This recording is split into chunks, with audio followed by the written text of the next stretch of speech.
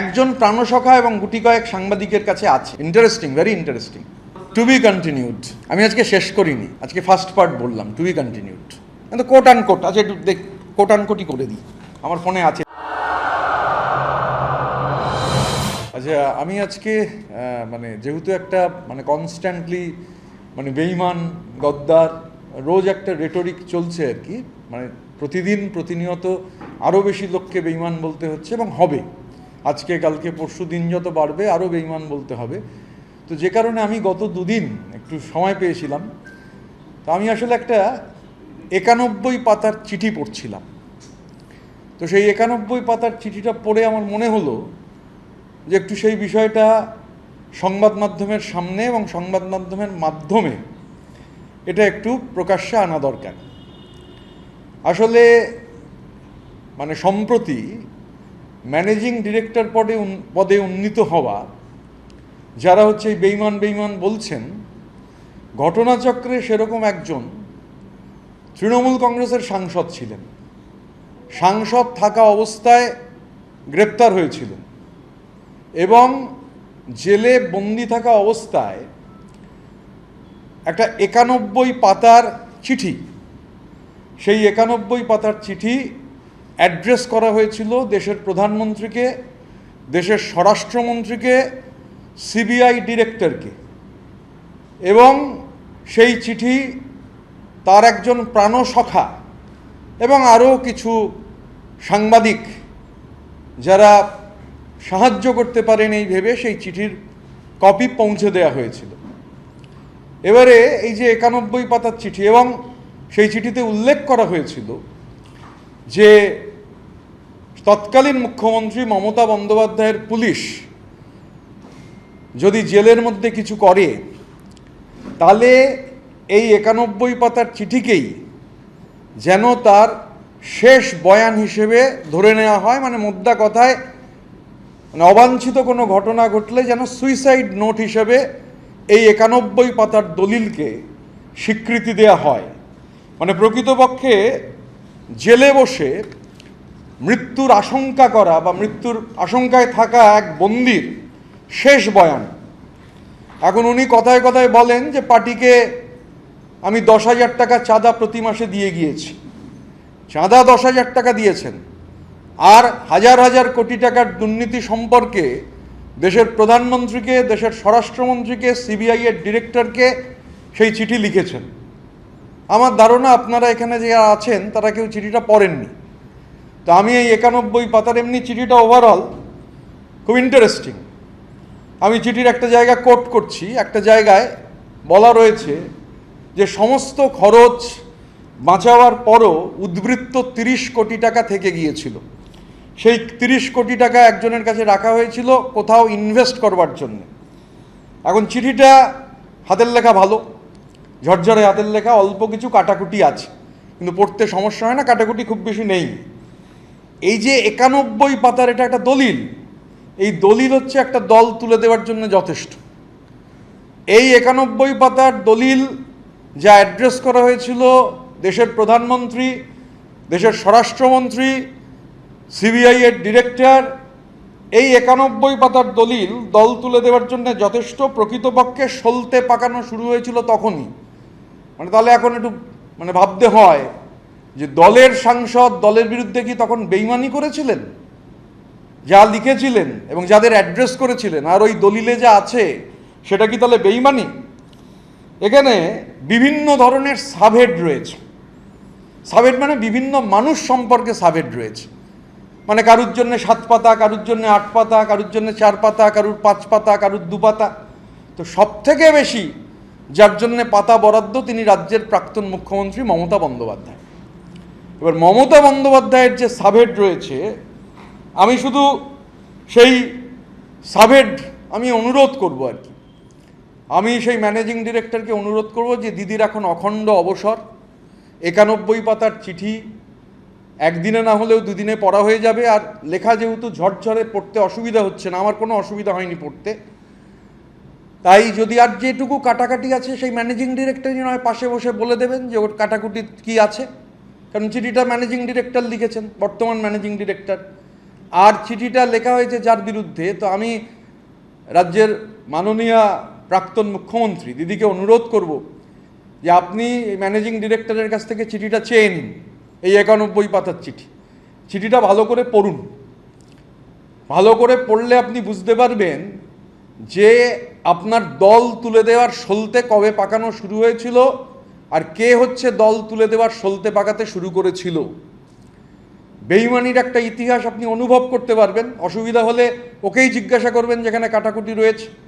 আর যদি 15 দিনের মধ্যে আপনার কাছে চিঠিটা না পৌঁছয়, আমরা কুরিয়ার করে 30B হরিশ চ্যাটার্জি স্ট্রিটে এই চিঠিটা দিদিকে পাঠিয়ে দেবো, এই 91 পাতার দলিলটা পাঠিয়ে দেবো, এবং তারপর দিদিকে পাঠাবার পর সংবাদ মাধ্যমকেও এই 91 পাতার দলিলটা দিয়ে দেবো। আমি বাকি সাবহেডের মধ্যে যাচ্ছি না। কোন মানে প্রয়াত কোনো নেতা, কোনো সাংবাদিক যাদের আছে সাবহেডে, যখন চিঠিটা পাবলিক হবে সবাই দেখে নিতে পারবেন কার কার ক্ষেত্রে সাবহেড ব্যবহার করা রয়েছে। এখন একটা প্রাইভেট লিমিটেড কোম্পানিতে লালবাতি জ্বালিয়ে দেওয়ার জন্যে যে কাজ উনি শুরু করেছিলেন, এটা 10 বছর আগে শুরু করেছিলেন। এখন ঘটনাচক্রে আপাতত ম্যানেজিং ডিরেক্টর পদে উন্নীত হয়েছেন। এই চিঠির মধ্যে লেখা রয়েছে, এই চিঠিতে লেখা রয়েছে যে একজন রাজ্যের নির্বাচিত মুখ্যমন্ত্রী চিট ফান্ডের পয়সায় চলেন। এই চিঠিতে লেখা রয়েছে যে গোটা ভারতবর্ষে চিটফান্ডের সবথেকে বড় বেনিফিশিয়ারির নাম শ্রীমতী মমতা বন্দ্যোপাধ্যায়। এই চিঠি, এই 91 পাতার চিঠি, যাকে তিনি বলেছিলেন যে কিছু অবাঞ্ছিত ঘটনা ঘটলে সুইসাইড নোট হিসেবে তাকে যেন ধরা হয়, এই চিঠিটাকে তার শেষ বয়ান হিসেবে ধরা হয়, এখানে হচ্ছে সমস্তটা রয়েছে। তো আমি তো কুইজ মাস্টার, আরেকজন ম্যানেজিং ডিরেক্টর, তাকে অনুরোধ করবো আপনি যেখানে খুশি, পার্লামেন্টে হতে পারে, পার্লামেন্টের বাইরে হতে পারে, স্কুলে কলেজে গিয়ে জিজ্ঞাসা করুন যে কার সম্পর্কে বলা হয়েছে, কে বলেছেন, যে কে উত্তর দিয়ে দেবেন। এখন আমার মানে খুব সিম্পল বক্তব্য, যেহেতু আমার ধারণা আপনাদের কারুর কাছেই চিঠিটা নেই, একজন প্রাণসখা আর হাতে গোনা 2-1 কাছে চিঠিটা পৌঁছে দেওয়ার ব্যবস্থা হয়েছিল। আমি চিঠিটা পড়েছি এবং চিঠিটা পড়ার পর আমার মনে হয়েছে এই যে বেইমান বেইমান, গদ্দার গদ্দার, তো সলতেটা কে পাকানো শুরু করেছিলেন, 10,000 টাকা দিচ্ছেন পার্টির সাংসদ হিসেবে, আবার একই সঙ্গে প্রধানমন্ত্রী, স্বরাষ্ট্রমন্ত্রী, সিবিআইয়ের অধিকর্তাকে গোটাটা লিখে বলছেন যে গোটাটা হচ্ছে তদন্তের আওতায় আনা হোক। তো আমার মনে হয় আমরা অপেক্ষা করব, যদি দিদির কাছে চিঠিটা ম্যানেজিং ডিরেক্টর পৌঁছে দেন বা পাশে বসে কাটাকুটির জায়গাটুকু এক্সপ্লেন করে দেন, সেটা যদি না হয়, 15 দিন যদি না এটা হয়, তাহলে আমরা এই 91 পাতার চিঠিটা কুরিয়ার করে 30B হরিশ চ্যাটার্জি স্ট্রিটে পাঠিয়ে দেবো এবং আপনাদেরও সমস্ত সংবাদ মাধ্যমকে এই চিঠির কপি দিয়ে দেবো। To be continued. এখন তদন্তকারী সংস্থা যারা আছেন সেটা তারা তো তদন্ত করবেন, আর চিঠিটা মানে দিদির কাছে পৌঁছানো দরকার, কারণ এখন তো নব্য ম্যানেজিং ডিরেক্টর হিসেবে যিনি নিযুক্ত, তিনি এক্স্যাক্টলি কি লিখেছিলেন, সাবহেডে কতগুলো পাতা রাজ্যের প্রাক্তন মুখ্যমন্ত্রী, তৎকালীন যিনি মুখ্যমন্ত্রী ছিলেন তার সম্পর্কে লেখা হয়েছিল। এখনকার এই ঘনিষ্ঠ ম্যানেজিং ডিরেক্টর তো লিখেছিলেন, লোককে গদ্দার গদ্দার, বেইমান বেইমান বলছেন। 10 বছর আগে এই বেইমানির সলতে কিভাবে পাকাতে শুরু করেছিলেন, একটা প্রাইভেট লিমিটেড কোম্পানিকে লাটে তুলে দেওয়ার জন্য, লালবাতি জ্বালিয়ে দেওয়ার জন্যে এই 91 পাতার দলিল is enough, more than enough. তো স্বাভাবিকভাবে লোককে গদ্দার মানে কাচের ঘরে বসে ঢিল ছুটতে নেই, লোককে বেঈমান গদ্দার বলছেন ভালো কথা, কিন্তু এই 91 পাতার দলিলটা একটু দিদিমণি পড়ুন। অসুবিধা হলে ওনাকে ডেকেই, যে জায়গা যদি বুঝতে অসুবিধা হবে না, সামান্য কাটাকুটিটাও খুব বেশি নেই, পুরোটাই ক্লিয়ার, তো ওনাকে ডেকে জিজ্ঞাসা করুন। আমরা দিদিমণিকে অনুরোধ করব যে আপনি একটু চিঠিটা পড়ে দেখুন, আপনার দল তুলে দেওয়ার জন্যে সলতে পাকানো কে শুরু করেছিল, কি লেখা আছে। আর আমরা তো বলছি যে 15 দিনে যদি দেখি যে পৌঁছলো না, আমরা চিঠিটা কুরিয়ার করে দেবো 30B হরিশ চ্যাটার্জি স্ট্রিটে এবং সংবাদ মাধ্যমকে দিয়ে দেবো। একজন ম্যানেজিং ডিরেক্টর আপনাদের তো দিয়ে দেবো চিঠিটা, পুরো 91 পাতা, মানে আমার কাছে PDF রয়েছে, পিডিএফও পাঠিয়ে দেবো, প্রিন্ট করেও সার্কুলেট করে দেবো। একজন প্রাণসখা এবং গুটি কয়েক সাংবাদিকের কাছে আছে, তখনই জেল থেকে পাঠানো হয়েছিল। আপনাদের কাছে আমার ধারণা নেই, আমিও চিঠিটা সদ্য পড়েছি। Interesting, very interesting. আমি যা বলার তো বললাম, বাকিটা তো আমি বলছি, চিঠিটা আমি পাবলিক করে দেবো। আমি কিছুই বলছি না, আপনারা চিঠিটা দেখুন না, ওয়েট করুন না। এত মানে রোমহর্ষক চিঠি, মানে উদ্বৃত্ত 30 কোটি টাকা কোথায় ইনভেস্ট হবে, কিন্তু কোট অ্যান্ড কোট আচ্ছা একটু কোট অ্যান্ড কোটই করে দিই, আমার ফোনে আছে চিঠিটা। এই সাবহেডে মানে বলছেন, চিঠিতে উল্লেখ করা রয়েছে কোট অ্যান্ড কোট, একটা রাজ্যের নির্বাচিত মুখ্যমন্ত্রী সম্পর্কে বলছেন চিটফান্ডের পয়সায় চলেন। চিটফান্ডের সব থেকে বড় বেনিফিশিয়ারি বলছেন একজন রাজ্যের তৎকালীন মুখ্যমন্ত্রীকে। তো এটা তো, এবং পাঠিয়েছিলেন, জেল থেকেই পাঠিয়েছিলেন, জেল থেকে ফোনও করতেন। হ্যাঁ, চিঠিটা আজ থেকে বললাম তো 10-12 বছর আগের চিঠি। ওই ফেজে তো আত্মহত্যারও চেষ্টা করেছিলেন।